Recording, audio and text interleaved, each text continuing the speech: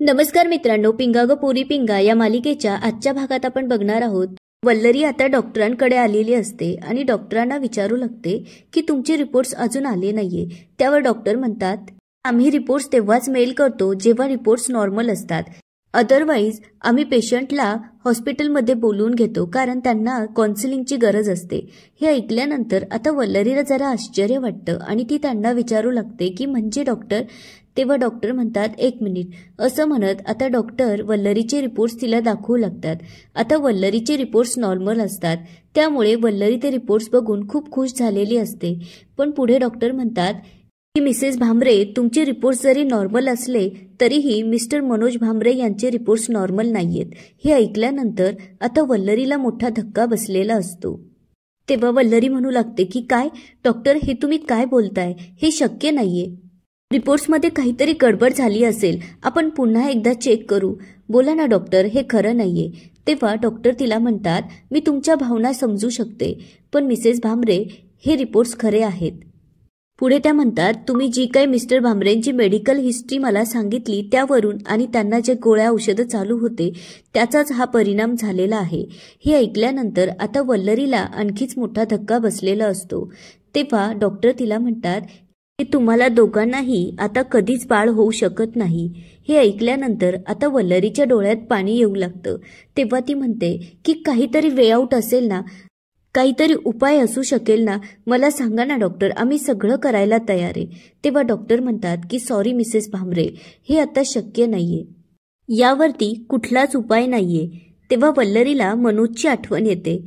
एक दिवस मनोज वल्लरीला म्हणत असतो की मला गिफ्टच्या बदल्यात रिटर्न गिफ्ट हवंय.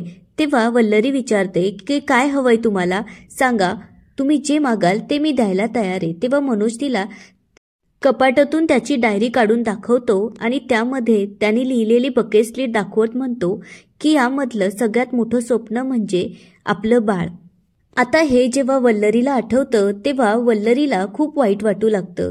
तेव्हा ती परत डॉक्टरांना म्हणते की डॉक्टर, ज्या माणसाने बाळाची एवढी स्वप्न पाहिलेली आहेत त्याला जर ही गोष्ट कळली तर काय अवस्था होईल त्याची. तेव्हा वल्लरी त्यांना म्हणते की मी तुम्हाला एक रिक्वेस्ट करते, प्लीज तुम्ही यांना त्यांच्या रिपोर्ट्सबद्दल काहीच सांगू नका.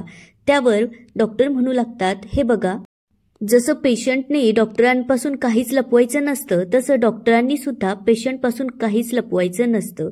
त्यामुळे त्यांना हे माहीत असणं गरजेचं आहे. आता वल्लरी रडत असते, त्यामुळे डॉक्टर तिला पाणी देतात आणि म्हणतात की मिसेस वल्लरी भामरे, पाणी घ्या आणि शांत व्हा. त्यावर वल्लरी म्हणते की सॉरी डॉक्टर. आता वल्लरी पाणी पिते आणि डॉक्टरांसमोर हात जोडत म्हणते की डॉक्टर प्लीज, एक डॉक्टर म्हणून नाही तर एक माणूस म्हणून आमचा विचार करा. यांना या रिपोर्ट्सबद्दल काहीच कळता कामा नये. तेव्हा डॉक्टर म्हणतात की ठीक आहे मिसेस भामरे, तुम्ही म्हणाल तसं. त्यावर वल्लरी त्यांना म्हणते की थँक्यू डॉक्टर. आता वल्लरी जड पावलाने परत घरी येते. तेव्हा तिला डॉक्टरांचे शब्द आठवू लागतात. तितक्यात आता इंदुमती तिथे येते आणि वल्लरीला आवाज देत म्हणते की वल्लरी, मी तुझ्यासाठी चिकणे बाबांकडून प्रसाद आणलाय आणि तिथे असलेल्या देवी मंदिरातून हा अंगारा घेऊन आले. शेजारच्या देशपांडे काकूंनी मला तिथे नेलं होतं. खूप लोकांना याचा गुण आलाय. असं म्हणत आता इंदुमती तिला सांगू लागते की रोज आंघोळ झाल्यानंतर देवासमोर हा अंगारा पाण्यात टाकून प्यायचा. तेव्हा वल्लरी तिला विचारू लागते, पण सासूबाई, हे सगळं कशासाठी? तेव्हा इंदुमती सांगू लागते की बाळ होण्यासाठी. मला देशपांडे ताई म्हणत होत्या की खूप लोकांना याचा गुण आला आहे.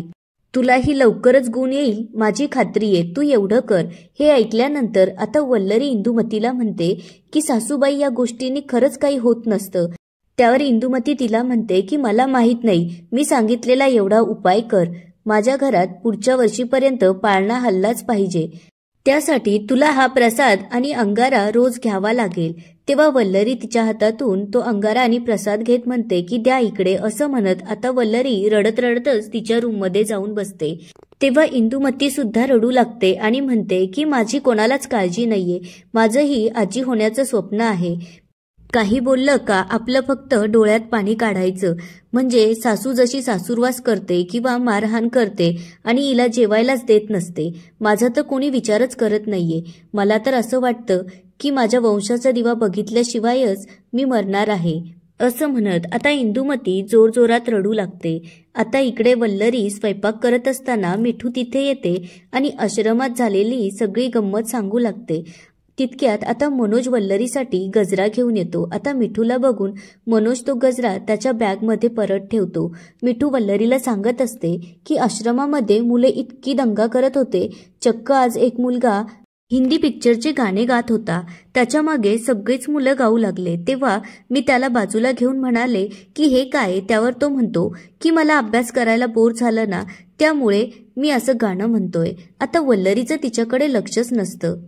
तेव्हा मनोज तिला म्हणू लागतो की मिठूताई, लहान मुलंच ती आणि दंगा करणारच. हे बघा, जेव्हा ती दंगा मस्ती करतात त्यामुळेच तर तुमचा आश्रम भरलेला वाटतो. तेव्हा तो सांगू लागतो की मला लहान मुलं खूप आवडतात. घरात लहान मुलांचा आवाज तर असायलाच हवा.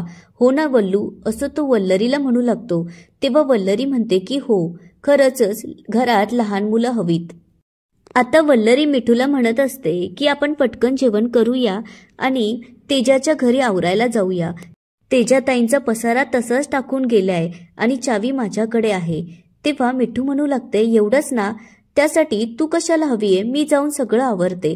सांग मला की चावी कुठे आहे. तेव्हा मनोज म्हणतो, एक मिनिट, मी चावी देतो. असं म्हणत आता मनोज मिठूला तेजाच्या घरची चावी देतो. आता मिठू तेजाच्या घरी जायला निघालेली असते. त्यामुळे आता मनोज दरवाजा लावतो. तितक्यात वल्लरी त्याला म्हणते की तुम्ही एक काम करा, तुम्ही फ्रेश होऊन या, आपण सगळेजण बरोबर जेवू.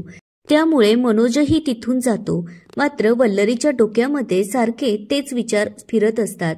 आता इकडे वल्लरी जेव्हा तिच्या रूममध्ये एकटी असते तितक्यात मनोज तिथे येतो आणि त्याने आणलेला गजरा आता तो वल्लरीच्या केसांमध्ये माळू लागतो.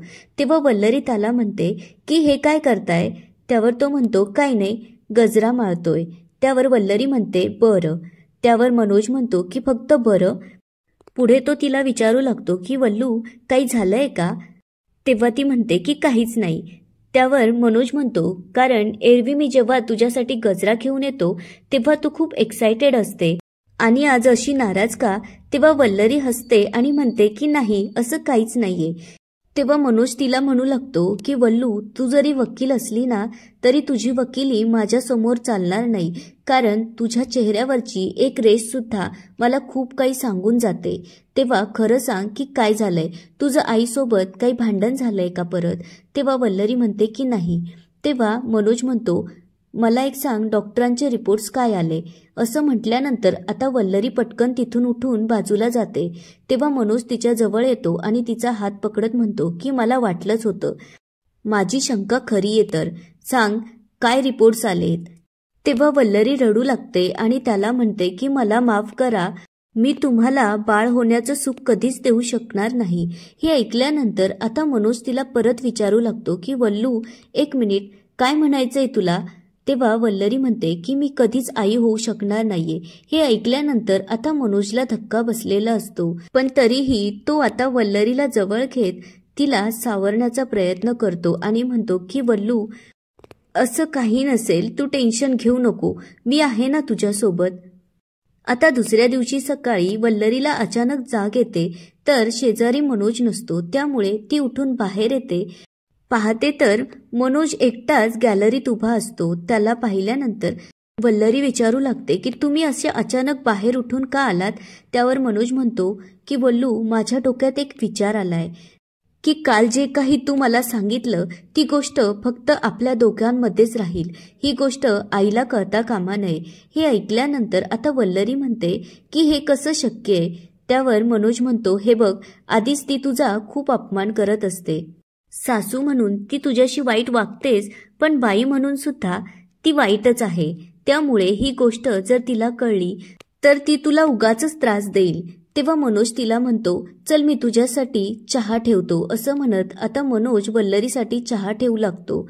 आता तेव्हा वल्लरी परत त्याच्याजवळ जाऊन त्याला सॉरी म्हणू लागते आणि म्हणते की खरंच माझ्यामुळे तुम्ही बाबा होऊ शकणार नाही, त्यासाठी मला माफ करा. तेव्हा मनोज तिला विचारू लागतो की चहा पावडर कुठे आहे. तेव्हा वल्लरी म्हणते की मी तुमची डायरी वाचली. त्यावर मनोज विचारतो की साखर किती चमचा टाकायची. हे ऐकल्यानंतर आता वल्लरी त्याला म्हणते की काय चाललंय तुमचं, मी काय विचारतीये, तुम्ही काय बोलताय. तेव्हा मनोज तिला म्हणतो, हे बघ वल्लू, तीच गोष्ट रिपीट केल्यानंतर परिस्थिती बदलणार आहे का. पुढे तो तिला म्हणतो की माझ्यासाठी सगळ्यात इम्पॉर्टंट जर कोणी असेल तर ते फक्त तू आहे आणि तू फक्त खुश राहावं एवढीच माझी इच्छा आहे. आणि आपल्याला बाळ नाही झालं तर काय झालं, त्यामुळे आपण काय परिपूर्ण नाही होत का. आपण दोघे मिळून सुखानं आयुष्य जगूया. आणि याच ठिकाणी आजचा एपिसोड संपतो. आता पुढे काय होणार ते बघूया उद्याच्या एपिसोडमध्ये. तोपर्यंत व्हिडिओला लाईक, सबस्क्राईब आणि शेअर करायला विसरू नका. धन्यवाद.